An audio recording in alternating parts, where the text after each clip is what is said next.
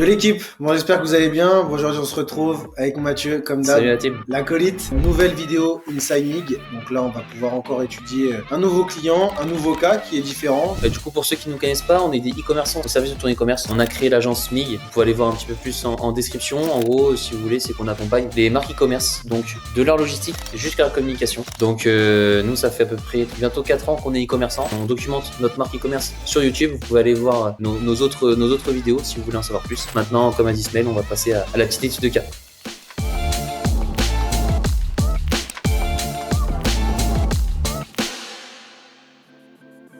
Alors du coup, on se retrouve sur notre mind map. Donc vous allez voir, on a pas mal de choses à voir aujourd'hui. Donc là, c'est la marque Wood Vibe. Je vais faire une petite présentation. Donc en gros, Wood Vibe, c'est une marque française qui vend en gros des panneaux acoustiques 100% en bois, que ce soit en B2B ou D2C. Donc B2B, pour rappel, c'est on vend à des pros, et D2C, on vend à des consommateurs. Donc direct, ça veut dire direct au consommateur. Ils achètent directement sur votre site web. Et du coup, si vous voyez pas à quoi ça ressemble, je pense qu'on peut leur montrer un peu le site, ou on leur dit un peu à quoi ça ressemble. Ouais, bah directement, sinon le monteur il va faire une petite photo d'un acoupanneau. Ouais, juste ici, si tu y arrives.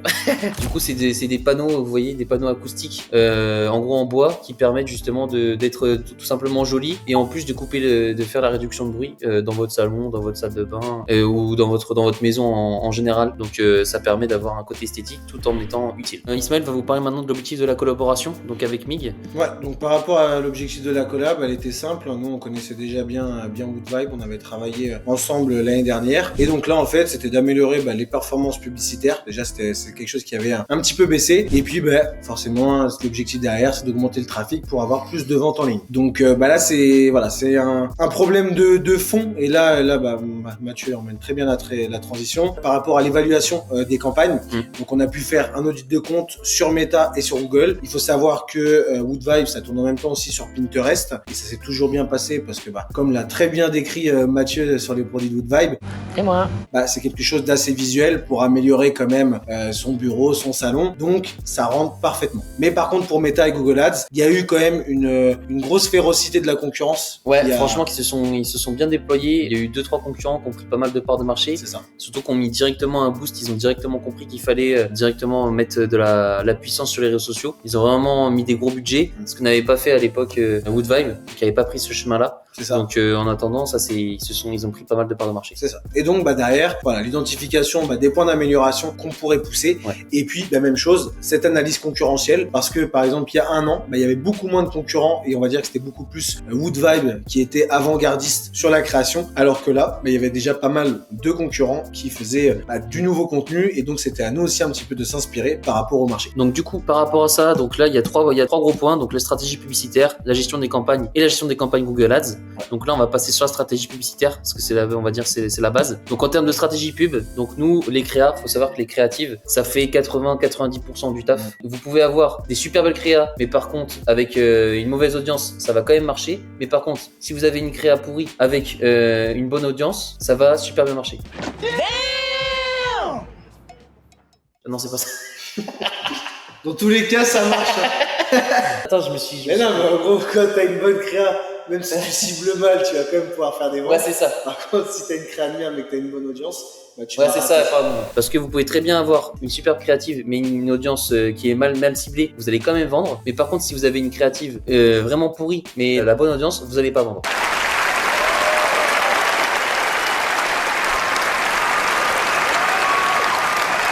Donc vraiment l'importance, vraiment travailler vos visuels, vraiment aussi diversifier vos contenus, de l'UGC. On va vous mettre aussi ce que c'est une UGC, comme ça au moins vous saurez. De la créa statique, de la créa animée, comme ça vous avez plusieurs angles et vous variez un petit peu. Donc ce qu'on a fait, c'est qu'on a conçu de nouvelles créatives, donc comme je vous ai dit, statique et vidéo. On a utilisé des visuels attrayants et impactants. On va vous montrer ça juste après. Et en termes d'audience, on a segmenté l'audience, c'est-à-dire qu'on a créé des audiences pour le retargeting aussi. Donc que ce soit les acheteurs, les paniers abandonnés, les interactions, vraiment pour aller maximiser les personnes qui ont déjà fait une action sur notre site ou sur nos réseaux pour qu'on ait de plus de facilité en fait à les convertir. C'est ça. Sachant que, alors là c'est vrai qu'on l'a pas mis, mais ça a quand même un prix de pouvoir acheter des acoupanneaux. Ouais. Donc ce qu'il faut savoir, c'est que forcément les gens, quand c'est un gros achat en plus pour la maison, ils vont réfléchir, en discuter avec son mari, avec sa femme. Et donc c'est très important de pouvoir cibler les gens et de rester dans leur esprit. Et ce sera pas au bout du premier coup qu'ils vont l'acheter. Donc voilà, très très important de pouvoir faire du retargeting retargeting sur ces personnes. Alors du coup là on va vous montrer un petit peu les créas. Donc là c'est 2 créas qui restent similaires. Donc vous allez me dire putain ils sont bêtes, ils ont juste changé le blanc et le bleu. Oui mais l'important c'est de tester, sachant qu'en fait il y a c'est bête mais il y a des créas, vous changez juste la couleur, elles vont exploser, vous savez pas pourquoi. Donc en fait faut laisser aussi l'algorithme faire. Donc c'est pour ça qu'on a mis une créa en fond bleu, une créa en fond blanc pour voir ce qui prend le plus. Vous voyez avec vraiment toujours une tagline vraiment impactante. Donc par exemple les panneaux en bois qui changent la vibe de votre intérieur. Donc vraiment comprendre à quoi ça sert, mettre une image donc du produit mise en situation comme on a l'habitude de faire pour que vraiment les gens en fait ils s'imaginent déjà posés dans leur salon. Ensuite donc ça c'est des créas statiques on appelle ça. Donc en gros c'est des images avec du texte, c'est simplement c'est juste ça. Après voilà avec ça c'est plus du contenu retargeting notamment pour faire du contenu pour réassurer en fait, réassurer l'audience. Donc là c'est des avis Trustpilot, donc il avait pas mal d'avis Trustpilot, donc c'est pour ça qu'on s'est permis d'en mettre en avant. Franchement cette créa en plus elle a bien performé, on vous montrera juste après. Et après le produit s'y prête bien. D'ailleurs on vous conseille vraiment de faire ce type de créa si vous avez des produits qui le permettent, mais surtout les avant-après. Par exemple là avec une grosse tagline transformer votre intérieur. Là il n'y a pas photo. Ouais franchement ça fait. Je pense que même si on n'est pas le roi de la décoration, on est tous d'accord pour dire que le après est beaucoup mieux. Ouais, c'est ça, clairement. Et c'est vrai que le avant permet de s'en rendre compte aussi. Alors du coup là je vais vous montrer des vidéos. Alors du coup là maintenant on arrive sur la créa vidéo, on va vous montrer ça. Peut-être qu'il n'y aura pas le son, on va essayer de faire le maximum, mais sinon c'est pas grave, au pire on le mettra dans la description. Et puis là on va passer à la visionnage de la petite créa. Découvrez la coupe anneau, la révolution pour vos intérieurs. Un parfait équilibre entre durabilité, esthétique et praticité. Nos panneaux semi-rigides s'adaptent aux courbes de vos murs pour un rendu exceptionnel. Les accoupanneaux apportent un confort acoustique supérieur et améliorent votre bien-être quotidien, tout en réduisant le stress. L'installation est simple et rapide. Fixez-les avec de la colle ou des vis, pour un gain de temps. Donc voilà un petit peu le rendu. De toute façon on va pas vous mettre la créa en totalité. C'est juste pour que vous ayez une petite idée de ce qu'on peut faire. Et en termes de variation de contenu, comme on le disait tout à l'heure avec Ismaël, vraiment que ce soit des créas statiques, de la vidéo pour voir ce qui fonctionne le mieux et après itérer par la suite. Et là, ça me donne une bonne petite leçon le temps que Mathieu revienne sur la mind map. C'est que c'est pas parce que, par exemple, là on est dans de la décoration avec des produits qui sont énormes qu'on ne peut pas faire du GC. Beaucoup de fois on nous le dit, oui non l'UGC c'est que pour la beauté, le maquillage, nanana. Non, c'est complètement faux, c'est un code qui peut passer sur tous les marchés, il faut juste bien le scénariser et on va pas se mentir, peu importe la plateforme en social media, c'est ce qui est préféré souvent par l'algorithme. Donc il y a toujours moyen de créer des UGC. Alors du coup maintenant on va se retrouver sur la mind map. Donc là Ismaël va vous faire un petit topo sur la gestion des campagnes méta, qu'est-ce qu'on a mis en place et qu'est-ce qu'on fait en général avec nos clients. Tout à fait. Le point qui va être capital dès le début, ça va être toute la partie setup. Donc il y a cette partie connexion de pixels. Même chose, je tiens à le rappeler, mais là ça évolue vraiment énormément. Pour tous ceux qui sont sur Shopify, là bientôt on pourra on pourra plus traquer. Maintenant du coup quand la vidéo va sortir, ça sera déjà le cas. C'est ça. Donc là, soit vous pouvez nous contacter, soit voir avec des personnes expertes dans le tracking. Soit ils payent 2000 € Shopify Plus. Voilà. Si vous êtes sur Shopify, vous payez l'abonnement à 2000 € par mois et vous aurez la possibilité de mettre le bout de code dans le checkout. Mais maintenant, à partir du coup, maintenant que vous regardez la vidéo, vous pouvez plus traquer les achats sur votre site. Sinon, mise en place des KPI pour qu'on puisse analyser tout ça, vérification du nom de domaine, gestionnaire des événements. Donc, on va installer Google Analytics pour tout setup et puis bien vérifier parce qu'on va pas se mentir, le plus important sur cette partie ads, ça va être toujours la remontée de données. Donc, tout ce qui est add to cart, initiate checkout, achat. Voilà, tout ça, ça va être super important. Et puis derrière, la mise en place des campagnes. Donc la création de campagnes par intérêt, broad, retargeting ou lookalike. Et là, on va me dire, oui, mais Ismaël, c'est quoi le mieux maintenant? Nanana. C'est rigolo. Chacun a ses stratégies. Même nous, au sein de l'agence, chaque média buyer a ses propres stratégies et a une approche différente. Mais sincèrement, celle qui ressort de plus en plus maintenant, c'est de laisser l'algorithme travailler, de travailler en Advantage Plus ou en Broad, en mettant beaucoup de créatives. Ouais.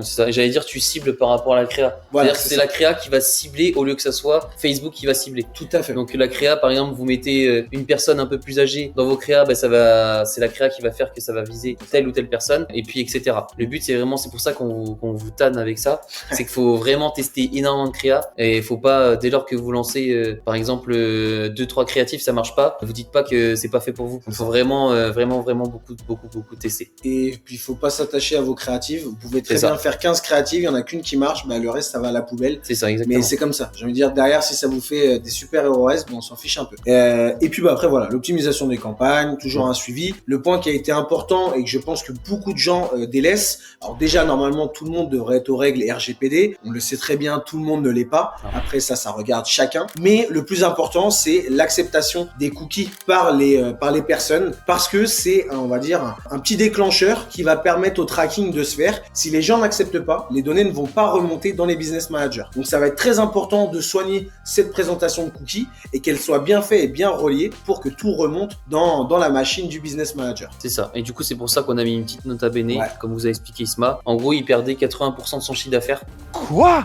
80% pardon de ses data du coup avant notre intervention, donc ce qui fait que en plus de ça s'optimise mal du coup avec les consoles méta publicitaires, Ouais. avec les régies publicitaires pardon, et du coup sur Shopify il avait pas les bons chiffres d'affaires, C'est ça. les bonnes commandes et ni les bonnes visites, Ouais, c'est ça. donc Donc c'est à un la gros fin, problème. À la fin, très dur de prendre des décisions C'est ça. alors qu'on n'a pas les bonnes stats. Et le pire, c'est on voyait mal les taux de conversion. Ouais, c'est ça, donc en fait tout était biaisé. Totalement. Donc après maintenant on va passer à la gestion des campagnes Google Ads. Donc là on a parlé de Meta, donc Meta, Facebook, Instagram, Google Ads, ça comprend plusieurs plateformes au sein de Google, donc YouTube, Google, le display, etc. De toute façon on va pas entrer dans les détails, C'est ça. mais voilà, après par rapport à ça, donc nous toujours pareil, toujours il y a un setup du compte. Ouais, c'est ça. On remet tout à plat, donc connexion du pixel, mise en place des KPI, donc KPI c'est indicateur de performance. Pareil, on va mettre le gestionnaire des événements, installer Google Analytics comme a dit tout à l'heure Ismaël, peu importe parce que parfois il y a que des personnes, que des marques qui vont sur Meta, que des marques qui vont sur Google, donc il y a tout à faire deux fois. Pareil, donc on met en place tout ce qui est Merchant Center, donc c'est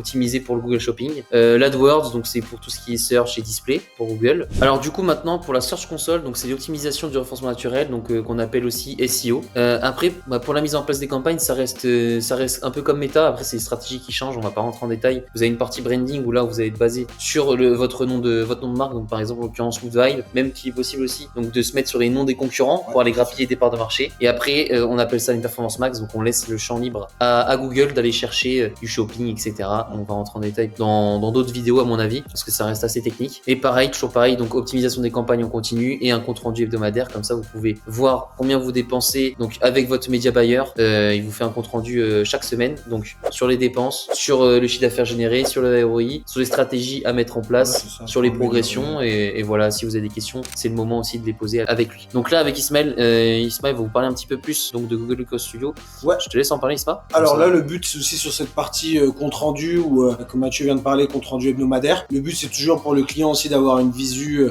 assez simple et qui se comprend plus facilement parce que bon, quand on arrive sur un business manager, il y a tellement de colonnes, tellement de chiffres, c'est compliqué. Donc là, en l'occurrence, donc Maxime qui s'est occupé de ça, c'est quand même plutôt pratique. Donc la première partie, c'est un petit peu en termes de clic et impression, ça nous permet de voir ce qui se passe avec le CTR. Et puis derrière, ce qui est le plus intéressant, forcément, ça va être la partie coût de conversion. Donc là, par exemple, pour une vente, on est à 11,51 € et voilà, derrière, en termes de conversion, ça nous dit le nombre. En dessous, voilà, on voit bien combien on a dépensé, donc 1670,64 et derrière, ça a rapporté 5703,02 et donc ça nous fait un ROS en gros de 3,41. Incroyable bon ref. Incroyable. Donc ce qui est franchement pas dégueu parce que surtout que là on parle de paniers beaucoup plus gros et on est sur une bonne dépense en soi pour Google. Au moment où on a repris le compte, c'était loin d'être déconnant, donc on était content et on voit bien que le coût par conversion en plus baisse comparé au moment antérieur. Donc on était globalement satisfait et c'est là où aussi sur Google ce qui est super intéressant, c'est que parfois on s'en rend pas compte, mais quand par exemple on fait de la publicité méta où on travaille beaucoup ces réseaux, derrière les gens vont pas forcément acheter chez vous du premier coup et donc c'est important qu'au moment où les gens vont taper le nom de vos produits, quelque chose de votre niche ou le nom de votre marque, il faut que vous puissiez ressortir d'un coup et c'est là aussi où ça vous permet d'avoir de très bons retours sur investissement. Et du coup par rapport à ça, qu'est-ce que ça veut dire 11,51 €? Ouais, alors en gros 11,51 €, qu'est-ce que c'est? En gros, Google doit dépenser 11,51 € pour avoir un achat sur la boutique. Ce qui est très peu par rapport au panier moyen. C'est ça. Là, on est là. Alors bien sûr, ça peut paraître élevé si c'était un panier à 25 €, mais là, on parle quand même d'un panier entre 150 € et 350 à peu près. C'est ça. Très très content sur cette reprise par rapport à Google. Et donc là maintenant on va passer à Meta, donc les résultats sur Meta juste ici. Donc là, vous voyez qu'on a testé différentes campagnes, donc des lookalikes, du retargeting, de la broad. Donc la broad, comme disait tout à l'heure Ismaël, en fait, c'est on laisse libre cours à Meta. Donc ce qui fait qu'on met pas d'intérêt, on laisse comme ça et c'est les créas qui vont travailler à notre place. Ouais. Et là, c'est vrai que les campagnes, alors là, c'est vrai que quand vous regardez un petit peu la nomenclature des campagnes, il y a eu du travail qui a été fait auparavant par d'autres agences. Il y a déjà eu plein de choses qui ont été testées. Donc c'est vrai que nous, quand on récupère le compte, on peut être beaucoup plus précis. C'est pour ça que là, directement, il y a du lookalike, il y a du retargeting. On part pas de zéro sur ce compte, donc forcément les campagnes ont été différentes. Mais sinon, bah voilà, hein, même chose, plutôt satisfait. On sait, je pense que tout le monde le sait, la complexité d'avoir des bons retours sur investissement sur Meta. Et là, franchement, 2,56 de ROS sur un premier mois, avec juste 437 de dépensés. Franchement, on est globalement super satisfait. Et puis le but, c'est de continuer à monter et de garder aussi cette bonne rentabilité. Je tiens à préciser aussi par rapport au ROI. Donc là, on a des ROI vraiment très intéressants, donc 2,5 voire 2,6. C'est vraiment énorme en termes de ROI, surtout sur Meta dans un premier mois. Il faut savoir qu'il faut faire attention à ça. Il faut pas se fier qu'au ROI parce qu'en fait, si vous voulez, chaque plateforme va s'attribuer en fait la vente, que ce soit Klaviyo, que ce soit Meta, que ce soit Google. Peut-être que même parfois la vente va être comptée 2 fois. Donc il faut faire vraiment attention. Vous pouvez avoir des ROI de 1,6 sur Meta et pour autant être rentable. C'est juste que en fait, la marque, c'est en globalité, c'est un écosystème comme on le dit. Peut-être que la vente a été rattrapée par Klaviyo et Klaviyo la comptabilise, vice versa. Donc vraiment faire attention à ça. On n'est pas à la course au ROI, c'est à la course à la rentabilité. Donc c'est pour ça qu'on vous embête avec ça. C'est qu'il faut, quand on a une marque, il faut prendre en compte Google, Meta, le Klaviyo, les réseaux sociaux. C'est vraiment un point global à faire en fait. Et du coup maintenant, on va faire un petit récap sur les leçons qu'on a apprises et les prochaines étapes. Ouais, du coup, alors par rapport à l'analyse des succès et des défis qu'on a eu, déjà c'est les stratégies gagnantes. On a pu rapidement voir ce qui a bien fonctionné, que ce soit sur Google et aussi sur Meta. Alors Meta, j'ai envie de dire pas forcément sur la structure des campagnes, mais plutôt par rapport aux ads qu'on a pu créer. On a rapidement vu ce qui a interpellé le plus de monde. Et puis aussi une réflexion sur les défis rencontrés. Quand je dis les défis, là ça a été par rapport à la remontée de données qui a vraiment été très très complexe parce que c'est vrai que ce site avait beaucoup de fonctionnalités, mais du coup un code qui pouvait bloquer ces éléments de tracking, un élément de cookie qui n'était pas présent, et donc c'était beaucoup plus, on va pas se mentir, assez chiant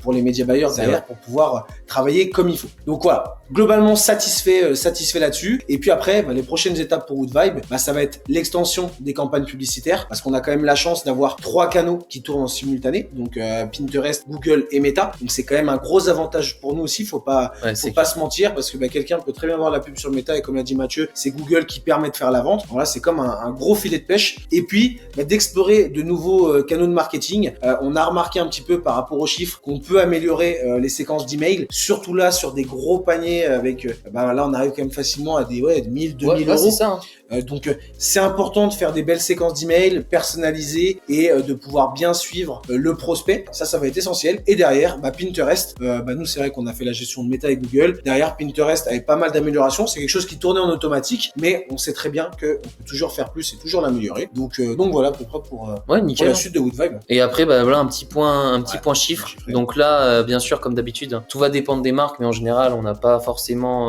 on a des accords pour ne pas dire tout leur chiffre d'affaires. Forcément, c'est normal. Donc là, on va parler que du chiffre d'affaires qu'on a fait avec une partie des ads, en tout cas de ce qu'on a traqué sur les régies publicitaires. Donc on a dépensé à peu près 3200 €. On a généré 6800 € de traqué avec les ads, ce qui fait un ROI quasiment de plus de 2, donc ce qui est plutôt très intéressant pour un premier mois. Donc on a mis en note, comme l'a dit Ismaël tout à l'heure en préambule, donc le tracking des ventes n'est pas 100% fiable et comme je l'ai dit aussi tout à l'heure, il faut pas se fier aux canaux publicitaires mine de rien, parce que à 100%, parce que chacun va s'attribuer la vente, comme j'ai dit, je vais pas revenir dessus. Les email marketing, pareil, ils font entre 30 à 40% de chiffre d'affaires en plus, donc ce qui peut être intéressant. Et pareil, le SEO et d'autres canaux, ils augmentent aussi le chiffre d'affaires. Donc le chiffre d'affaires au final, là les 6800, c'est vraiment une goutte d'eau par rapport à ce qui a été fait en globalité. Et pareil, tout ça n'est pas inclus dans le chiffre qu'on a traqué. Donc voilà, en général, on peut dire un ordre d'idée. Vous pouvez faire entre x4 et x5 sur le chiffre d'affaires qui a été traqué là par rapport aux ads qu'on a fait, et vous aurez potentiellement le chiffre d'affaires global de la marque, même si on reste quand même assez flou dessus, c'est pas le but. Mais voilà, après je pense qu'on a fait le tour. On a fait le tour par rapport à cette petite étude de cas. Écoutez, comme d'habitude, si jamais vous avez des questions, n'hésitez pas à les mettre en commentaire. Et puis sur ce, on vous souhaite une belle journée, une belle soirée. N'hésitez pas à liker, à partager, à mettre la cloche. Je vous dis à très vite et faites attention à votre tracking. Allez, ciao. Salut, ciao.